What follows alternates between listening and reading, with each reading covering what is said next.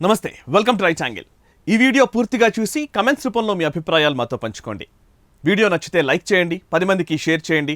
Nationalist hub YouTube ఛానల్ని subscribe చేసుకోండి. ఒకవేళ ఆల్రెడీ సబ్స్క్రైబ్ చేసుకున్నట్లయితే మీకు తెలిసిన వారి చేత కూడా ఈ ఛానల్ని సబ్స్క్రైబ్ చేయించండి. జాతీయవాద జర్నలిజాన్ని ప్రోత్సహించండి. ఇక ఇవాల్టి టాపిక్లోకి వెళదాం. అనుకున్నంత పని జరిగింది. మే 29న నేషనలిస్ట్ హబ్ చెప్పినట్లుగానే ఇజ్రాయిల్ పాలస్తీనాల మధ్య కాల్పుల విరమణ ఒప్పందం పట్టుమని 10 రోజులు కూడా నిలవలేదు. యుద్ధానికి సంధికి మధ్య వ్యవధి ఆ రెండు దేశాలకు కేవలం క్షణాలు మాత్రమే, కాకపోతే కొన్ని గంటలు లేదా రోజులు. మే 21న ఇరు దేశాల మధ్య జరిగిన కాల్పుల విరమణ ఒప్పందం జూన్ 16 తెల్లవారుజామున పటాపంచలైంది. హమాస్ తమ దేశంపై అగ్నికీలలు రాజేసే ఊపిరి బుగ్గల్ని వదులుతోందని గుర్తించిన Israel defence force Gaza, Khan Younis నగరాలపై శతఘ్నులతో విరుచుకుపడింది. ఇజ్రాయెల్ దాడులు జరిగిన మాట నిజమేనని పాలస్తీనా ఉగ్ర సంస్థ హమాస్ అంగీకరించింది. హమాస్ ప్రాంగణాల్లో తీవ్రవాద కార్యకలాపాలు జరుగుతున్నాయని, గాజా స్ట్రిప్ నుంచి కొనసాగుతున్న తీవ్రవాద కార్యకలాపాలను ఎదుర్కోవడానికి మళ్లీ యుద్ధం ప్రారంభించడంతో పాటు అన్ని రకాల పరిస్థితులను ఎదుర్కోవడానికి ఐడిఎఫ్ సిద్ధమంటూ ఇజ్రాయెల్ డిఫెన్స్ ఫోర్స్ విస్పష్టమైన ప్రకటన చేసింది. ఇజ్రాయిల్లో ఇటీవల కొత్త సంకీర్ణ ప్రభుత్వం ఏర్పడిన తర్వాత ఇజ్రాయిల్ హమాస్ మధ్య హింసాత్మక ఘర్షణలు జరగడం ఇదే తొలిసారి. ఇజ్రాయిల్ ప్రధానిగా సుదీర్ఘకాలం పనిచేసిన బెంజమిన్ నెతన్యాహు గద్దె దిగి నఫ్తాలీ బెనెట్ అధికార పగ్గాలు చేపట్టిన కొద్ది గంటలకే తాజా దాడులు చోటు చేసుకున్నాయి. అసలు ఈ రెండు దేశాల మధ్య ఎందుకీ వైరం? ప్రస్తుత వివాదం ఎక్కడ మొదలైంది? 100 ఏళ్లుగా రగులుతున్న ఆరని కార్చిచ్చు వెనుక ఉన్న చరిత్రేంటి? 1917 నుంచి 2017 మధ్య యుద్ధ శతాబ్ది గడిచిపోయినా పరస్పరం సాయుధ ఉద్రిక్తతకు కారణం దేనికి? ఏ రాజకీయ పరిణామాలు అల్ నగ్బాలో 1,00,000 మంది పాలస్తీనియన్లు పారిపోవడానికి కారణమయ్యాయి? అమెరికా ప్రతిపాదిస్తున్న ప్రత్యామ్నాయం ఏంటి? ఇజ్రాయిల్ ఏర్పాటు పునాదులు, చరిత్ర ఏంటి? పారిభాషిక పదాల సృష్టి చారిత్రక వైషమ్యం కొనసాగింపుకు కారణమవుతుందా? బీరుట్ ప్రొఫెసర్ కాన్స్టంటైన్ జూరిక్ చరిత్రకు చేసిన ద్రోహమేంటి? ఇజ్రాయిల్ ఆవిర్భావాన్ని పాలస్తీనా విషాదంగా సూత్రీకరించడం భావ్యమేనా? అల్ నగ్బాను సాకుగా చూపి బ్లాక్ సెప్టెంబర్లను సమర్థించగలమా? అరబ్బు జాతీయవాదం అంటే యూదు జాత్యహంకారమా? ఇలాంటి చారిత్రక ప్రశ్నలకు అరబ్బు యూదు యుద్ధ చరిత్రలో నుంచే జవాబులు వెతికే ప్రయత్నం చేస్తాను. సంశయాత్మ వినశ్యతి అంటుంది భగవద్గీత. అంటే సంశయించిన వాడు నశిస్తాడు అని అర్థం. కానీ అరబ్బుల యుద్ధకాంక్ష నుంచి యూదులను నిరంతరం రక్షిస్తున్నది అనుమానం మాత్రమే. చిన్న శంక కలిగిందా అంతే, శతఘ్ని ప్రయోగించడమే తప్ప ఇజ్రాయిల్ డిఫెన్స్ ఫోర్స్కు మరో మార్గం లేదు. అసలు వివాదం ఎక్కడ మొదలైంది? తూర్పు జెరూసలేంలో ఒక భాగమైన షేక్ జరాలోని కొన్ని కుటుంబాలకు సంబంధించిన అద్దె చెల్లింపు వివాదం పెరిగి పెద్దదై ఇజ్రాయిల్ పాలస్తీనాలను కుదిపేస్తోంది. ఇరు దేశాల అంతర్గత రాజకీయాల్లోని ఆధిపత్య పోరు తోడు కావడంతో వివాదం మరింత ముదిరింది. అంతర్జాతీయ రాజకీయాలు మరింత ఆజ్యం పోస్తున్నాయి. కొత్త సైనిక కూటముల ఏర్పాటు ప్రతిపాదనలు ముందుకొస్తున్నాయి. ఫలితంగా ఈ ఘర్షణ ఎక్కడికి వెళ్ళి ఆగుతుందో అంతుబట్టని పరిస్థితి నెలకొంది.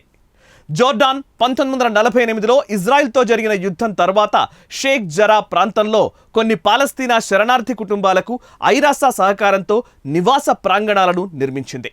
కానీ 1967లో జరిగిన యుద్ధంలో ఇజ్రాయిల్ ఆ ప్రాంతాన్ని స్వాధీనం చేసుకుంది. 1876లో ఆట్టమాన్ చక్రవర్తి పరిపాలన కాలంలోనే తాము షేక్ జరాలో అరబ్ల నుంచి కొనుగోలు చేసిన స్థలాల్లో జోర్డాన్ పాలస్తీనా శరణార్థులకు ఇళ్లను నిర్మించిందంటూ కొందరు యూదులు నాటి పత్రాలతో న్యాయస్థానాలను ఆశ్రయించారు. దిగువ న్యాయస్థానాల్లో యూదులకు అనుకూలంగా తీర్పు రావడంతో పాలస్తీనియులు అద్దె చెల్లించడమో లేదా ఖాళీ చేయాల్సిన పరిస్థితితో నెలకొంది. ఈ కేసు ఆ దేశ సుప్రీంకోర్టుకు చేరింది. మే 10న తీర్పు వెలువడాల్సింది. అయితే ఉద్రిక్తతల కారణంగా కోర్టు తీర్పును వాయిదా వేసింది. ఇజ్రాయిల్ పాలస్తీనా మధ్య జరుగుతున్న సాయుధ ఘర్షణ యుద్ధానికి దారితీయవచ్చని హెచ్చరికలు వెలువడుతున్నాయి. గత నెలన్నర రోజులుగా జెరూసలేంలో జరుగుతున్న గొడవలు ఇప్పుడు కొత్తగా వచ్చినవి కావు. పాలస్తీనా ఇజ్రాయిల్ పరస్పర హనన కాండకు శతాబ్దం చరిత్ర ఉంది. ఇది 100 ఏళ్ల రక్తసిక్త చరిత్ర. అనేక వక్రీకరణలకు, తప్పుడు వ్యాఖ్యానాలకు గురైన గతం. ఇజ్రాయిల్ పాలస్తీనా వివాదం గురించి వైఖరి వెల్లడించని దేశము, అభిప్రాయం ప్రకటించని సంస్థ లేదు.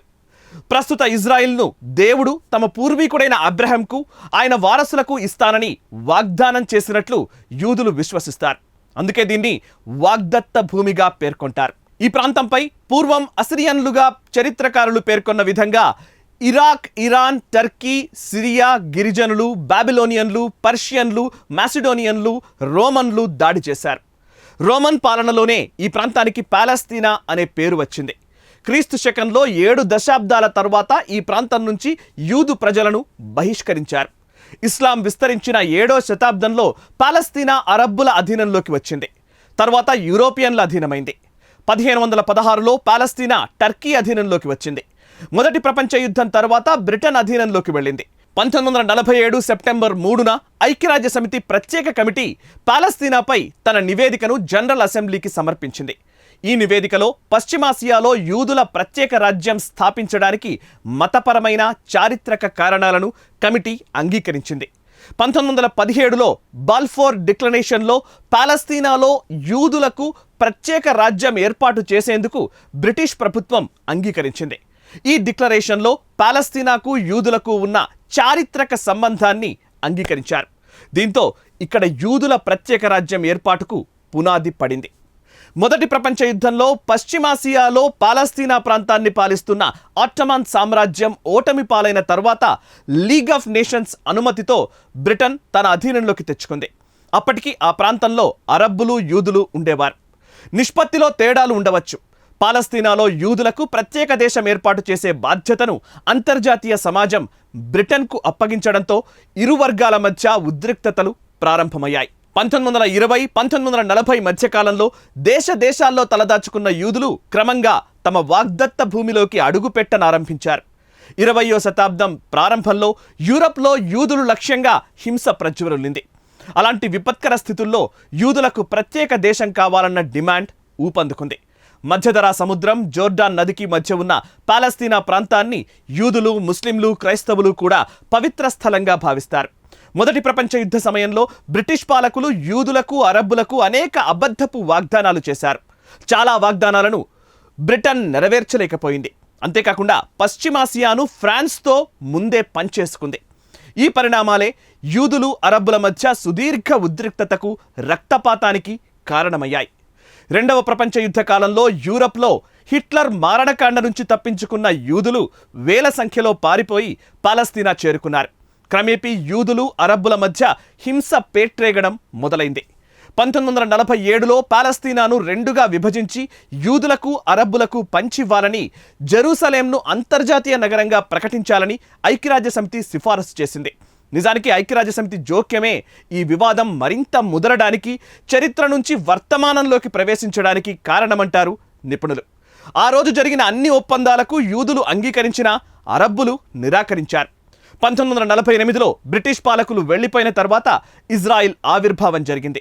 ఈ నిర్ణయాన్ని పాలస్తీనియన్లు తిరస్కరించడంతో యుద్ధం అనివార్యమైంది. చుట్టుపక్కల అరబ్ దేశాలు, ఈజిప్ట్, జోర్డాన్, సిరియా, ఇరాక్ సైనిక దళాలు ఇజ్రాయిల్పై దాడి చేశాయి. ఈ దాడిని ఇజ్రాయిల్ తిప్పికొట్టింది. పరస్పర హననంలో వేలాది మంది మరణించారు. సాయుధ ఘర్షణల నేపథ్యంలో సుమారు 1,00,000 మంది పాలస్తీనియన్లు ఇతర దేశాలకు పారిపోయారు. దీన్నే అరబ్బు చరిత్రకారులు అల్ నగ్బాగా పిలుస్తారు. అంటే ఘోర కలి అని అర్థం. 1948 దాడులను పాలస్తీనియన్లు ఘోర కలిగా పేర్కొంటే ఇజ్రాయిల్ స్వాతంత్ర్య పోరాటంగా అభివర్ణిస్తుంది. చరిత్రను ఎటువైపు నిలబడి చూస్తున్నామన్నదే ప్రధానం.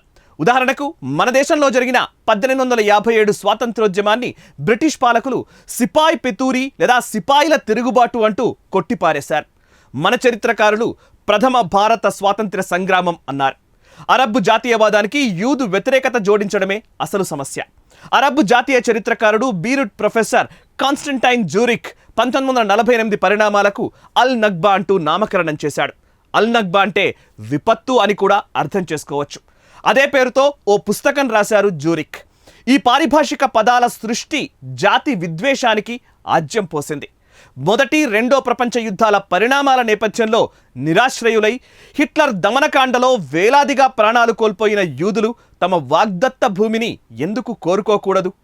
అరబ్బులు ఆ చిన్న ప్రాంతం విషయంలో ఎందుకు పట్టుదలకు వెళ్ళి మారణహోమానికి దిగాలి అనే ప్రశ్నలకు ఎక్కడా జవాబు లభించదు.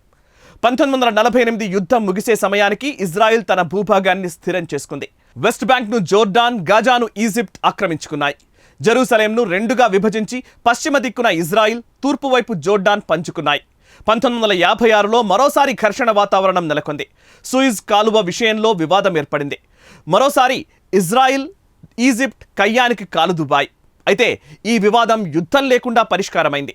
1967లో 6 రోజుల పాటు జరిగిన జూన్ సంగ్రామంలో వెస్ట్ బ్యాంక్, తూర్పు జెరూసలేం ఇజ్రాయిల్ స్వాధీనమయ్యాయి. Golan Heights, Gaza, Egyptian Sinai ద్వీపకల్పాన్ని కూడా వశపరుచుకొని విజయ పతాకాన్ని ఎగరవేసింది ఇజ్రాయిల్. ఈ తెగువ మాత్రమే తమ మనుగడకు కారణమంటారు ఇజ్రాయిలీలు. వెస్ట్ బ్యాంక్ ఇప్పటికీ ఇజ్రాయిల్ అధీనంలోనే ఉంది. 1973లో అరబ్ దేశాలకు ఇజ్రాయిల్కు మధ్య యోమ్ కిప్పూర్ యుద్ధం జరిగింది. ఈజిప్ట్, సిరియా కలిసి ఇజ్రాయిల్పై దండెత్తి వచ్చాయి. ఈ యుద్ధంలో ఈజిప్ట్ సినాయ్ ద్వీపకల్పాన్ని స్వాధీనం చేసుకుంది. 1982లో ఇజ్రాయిల్ సినాయ్ ప్రాంతం నుంచి వైదొలిగింది. కానీ గాజా ప్రాంతంపై పట్టు వదల్లేదు. 6 ఏళ్ల తర్వాత ఈజిప్ట్, ఇజ్రాయిల్ మధ్య శాంతి ఒప్పందం కుదిరింది. ఇజ్రాయిల్తో సమస్యలను పరిష్కరించుకున్న తొలి అరబ్ దేశం ఈజిప్ట్. తర్వాత జోర్డాన్ కూడా ఈజిప్ట్ బాటలోనే నడిచింది. 2005లో గాజా నుంచి ఇజ్రాయిల్ వైదొలిగినప్పటికీ ఐక్యరాజ్యసమితి మాత్రం ఆ భూమిని ఇప్పటికీ ఆక్రమిత భూభాగంగా పరిగణించడమే వైచిత్రి. జెరూసలేంను తమ రాజధానిగా ఇజ్రాయిల్ ప్రకటించుకుంది. మరోవైపు పాలస్తీనియన్లు తూర్పు జెరూసలేంను భవిష్యత్తు పాలస్తీనా రాజ్యానికి రాజధానిగా పేర్కొంటున్నారు. గడచిన 50 సంవత్సరాల్లో ఇజ్రాయిల్ ఈ ప్రాంతాల్లో అనేక నివాసాలను ఏర్పాటు చేసుకుంది. ప్రస్తుతం 6 లక్షల మందికి పైగా యూదులున్నారు. అంతర్జాతీయ చట్టాల ప్రకారం ఇవన్నీ అక్రమంగా కట్టినవని, శాంతికి భంగం కలిగిస్తున్నాయంటారు పాలస్తీనియన్లు. ఇజ్రాయిల్ ఈ ఆరోపణలను తోసిపుచ్చుతుంది. ఇజ్రాయిల్ ఈపాటి తెగువ కనబరచకపోతే ఇజ్రాయిల్ మొత్తాన్ని అరబ్ దేశాలు కబళించేవన్నది యూదు చరిత్రకారుల అంచనా. ఇప్పటికీ ఈజిప్ట్, ఇజ్రాయిల్ దేశాలు హమాస్ను నిలువరించకపోతే యూదు రాజ్యమే రద్దయ్యే అవకాశాలు లేకపోలేదు. ఇజ్రాయిల్ చేస్తున్నది ప్రతిఘటన మాత్రమే అంటారు పరిశీలకులు. 1948లో జరిగిన అల్ నగ్బాకు ప్రతీకారంగా పాలస్తీనియన్లు దశాబ్దాల తరబడి హింసకు పాల్పడుతూనే ఉన్నారు. బ్లాక్ సెప్టెంబర్ పేరుతో హమాస్ హంతక ముఠాలు ఇజ్రాయిల్ పౌరులను వెంటాడి హతమార్చాయి. చివరకు ఒలింపిక్స్కు వెళ్లిన అథ్లెట్లను సైతం హత్య చేశాయి హమాస్ డెత్ స్క్వాడ్స్. అమెరికా ప్రతిపాదిస్తున్న ప్రత్యామ్నాయం ఏంటో ఇప్పుడు చూద్దాం. తాజా ప్రతిపాదన ప్రకారం ఇజ్రాయిల్, పాలస్తీనా రెండూ కూడా పూర్తి స్వతంత్ర సార్వభౌమ దేశాలుగా మారాల్సి ఉంటుంది. ఈ 2 దేశాలకు జెరూసలేం ఉమ్మడి రాజధానిగా ఉంటుంది. ఇదే ఏకైక శాశ్వత శాంతి పరిష్కారమని బైడెన్ విశ్వసిస్తున్నారు. అలాగే జెరూసలేంలో ఇరు వర్గాల మధ్య కొనసాగుతున్న అంతర్గత ఘర్షణలు తక్షణమే ముగిసేలా చర్యలు తీసుకోవాలని బైడెన్ ఇజ్రాయిల్ను కోరారు. ఇజ్రాయిల్ భద్రతకు అమెరికా హామీ ఇచ్చింది.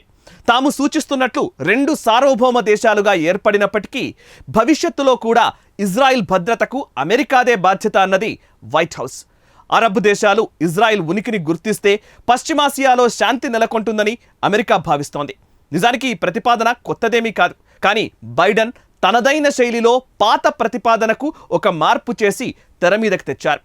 ఇజ్రాయిల్, పాలస్తీనా మధ్య దాదాపు 4 దశాబ్దాలుగా కొనసాగుతున్న వివాదానికి 2 రాజ్యాల ప్రతిపాదనతో ముగింపు పలకవచ్చని అమెరికా విశ్వసిస్తోంది. ఈ ప్రతిపాదన గతంలోనే వచ్చిన ఇతరేతర కారణాల వల్ల మరుగున పడింది. అప్పట్లో ట్రంప్ ఏకపక్షంగా ఇజ్రాయెల్కు పూర్తిస్థాయి మద్దతు ప్రకటించారు. ఈ వైఖరి తీవ్ర విమర్శలకు కూడా దారితీసింది. అప్పట్లో ట్రంప్ సలహాదారుగా వ్యవహరించిన జేడ్ కుష్నర్ 2 దేశాల ప్రతిపాదనకు అంగీకరిస్తూ ఓ బిల్లును తయారు చేశారు. నాటి బిల్లులో పాలస్తీనాను స్వతంత్ర దేశంగా పేర్కొంటూనే దాని భద్రతను ఇజ్రాయెల్ చేతిలో పెట్టేలా ప్రతిపాదన చేశారు. ఈ ప్రతిపాదనను బెంజమిన్ నెతన్యాహు స్వాగతించగా పాలస్తీనా నేతలు వ్యతిరేకించారు. తాజాగా బైడెన్ 2 స్వతంత్ర దేశాలు ఉమ్మడి రాజధానిగా జెరూసలేం అంటూ ప్రతిపాదన తెరపైకి తెచ్చారు. సో మొత్తంగా ఇంత ఘర్షణాయుత వాతావరణంలో ఏర్పడిన ఇజ్రాయిల్ తనను తాను అరబ్ దేశాల నుంచి ఎలా రక్షించుకుంది, రక్షణలో ఆ దేశ నిఘా సంస్థ మొస్సాద్ ఎలాంటి పాత్ర పోషించింది, అలాగే మొస్సాద్కు సంబంధించిన అనేక వీడియోలను గతంలో నేషనలిస్ట్ హబ్ రూపొందించింది. దానికి సంబంధించిన లింక్స్ని ఈ వీడియో డిస్క్రిప్షన్లో మీరు వీక్షించవచ్చు. అంతేకాకుండా మొస్సాద్ ఏజెంట్ సిల్వియా రాఫెల్ను అలీ హసన్ సాలెం నాయకత్వంలోని హమాస్ డెత్ స్క్వాడ్స్ ఎలా వెంటాడాయి, బ్లాక్ సెప్టెంబర్ దాడుల్లో అరాఫత్ మానసపుత్రుడు సాలెం ఎన్ని దారుణ హత్యలకు పాల్పడ్డాడు, మైఖేల్ బార్ జోహర్ నిసిమ్ మిషెల్లు రాసిన నో మిషన్ ఇంపాసిబుల్ పుస్తకంలో ఏముంది, ఇలాంటి వివరాలను రేపటి ఎపిసోడ్లో నేను మీకు వివరించే ప్రయత్నం చేస్తాను. ఈ వీడియో నచ్చితే లైక్ చేయండి, 10 మందికి షేర్ చేయండి అండ్ మీ కమెంట్స్ రూపంలో మీ అభిప్రాయాలు మాతో పంచుకోండి. మనసా వాచా కర్మణ దేశహితం కోసం పరితపించే నేషనలిస్ట్ హబ్ యూట్యూబ్ ఛానల్ని సబ్స్క్రైబ్ చేసుకోండి. జాతీయవాద జర్నలిజాన్ని ప్రోత్సహించండి. Thank you very much.